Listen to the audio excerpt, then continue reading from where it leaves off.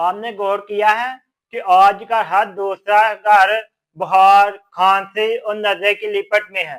کوئی کہتا ہے باہر اتر ہی نہیں رہا، بچہ ٹھیک ہونے کا نام ہی نہیں لے رہا، ہمیں میں کمزوری اور بخار بہت بڑھ گیا ہے۔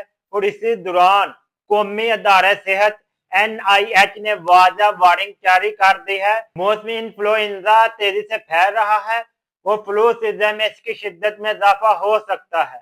انفلوئنزا ایک شدید وائرل بیماری ہے جو دوسرے وائرس کی وجہ سے ہوتی ہے۔ یہ دو قسم کا ہوتا ہے، انفلوئنزا اے، انفلوئنزا بی۔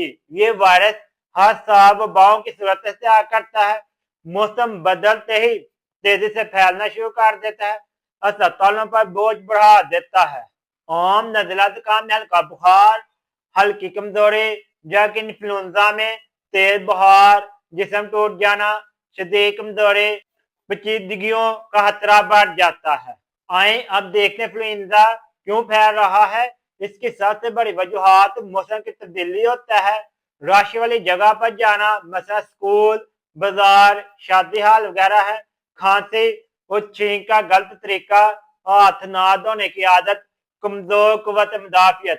ایک بیمار شخص لاپرواہی سے پورے گھر کو بیمار کر سکتا ہے۔ اس کا زیادہ شکار بچے، بزرگ، حاملہ خواتین اور دائمی مریض ہوتے ہیں۔ کیونکہ بچوں کا قوت مدافعت کمزور ہوتا ہے، نمونیا خطرہ بڑھ جاتا ہے، بزرگوں میں سانس روکنے کا خدشہ آتا ہے، دل اور پھیپھڑوں پر اثر ہوتا ہے، حاملہ خواتین میں ماں اور بچے دونوں کے لیے خطرہ ہے، قبل از وقت ڈلیوری کا امکان بھی ہو سکتا ہے۔ دائمی مریضوں میں دمہ، شوگر، دل کے مریض، سانس کے مریض، یہ افراد ہرگز لاپرواہی نہ کریں۔ انفلوئنزا کے عام علامات ہیں جس میں تیز بخار، کھانسی، نزلہ، گلے میں درد، جسم میں درد اور شدید کمزوری محسوس ہوتی ہے۔ لیکن اس کی خطرناک جو علامات ہیں اس میں سانس میں دشواری ہوتی ہے، بخار اثر نہیں کرتا، سینے میں درد رہتا ہے، بچوں میں سستی رہتی ہے، حاملہ ہاتھوں مسلسل بخار میں رہتی ہے۔ اگر یہ علامات آپ میں ہیں تو آپ اپنے قریبی فوری کسی ڈاکٹر کے پاس جائیں۔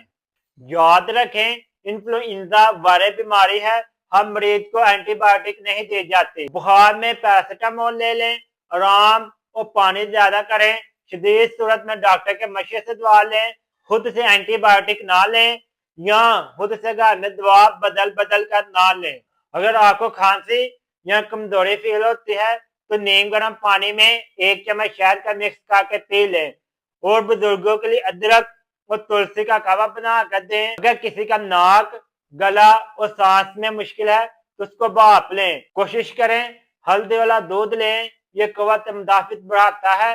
نمک والے پانی کے غرارے کریں، اس سے آپ کا گلا کافی زیادہ بہتر ہوگا۔ کوشش کریں کچھ گھر میں حفاظتی نظام کریں، بیمار افراد کو الگ کر دیں، تولیہ گلاس الگ کر دیں، کمرہ ہوادار کر دیں، ہاتھ بار بار دھوئیں۔ یاد رکھیں انفلوئنزا کمزور کو نہیں، لاپرواہ کو نشانہ بناتا ہے۔ اگر آپ نے احتیاط سیکھ لی، گھر کے ٹوٹکے سمجھ لیے، بچوں اور بزرگوں کا خیال رکھا، تو آپ نے بہت بڑی بیماری کو گھر میں داخل ہونے سے روک لیا ہے۔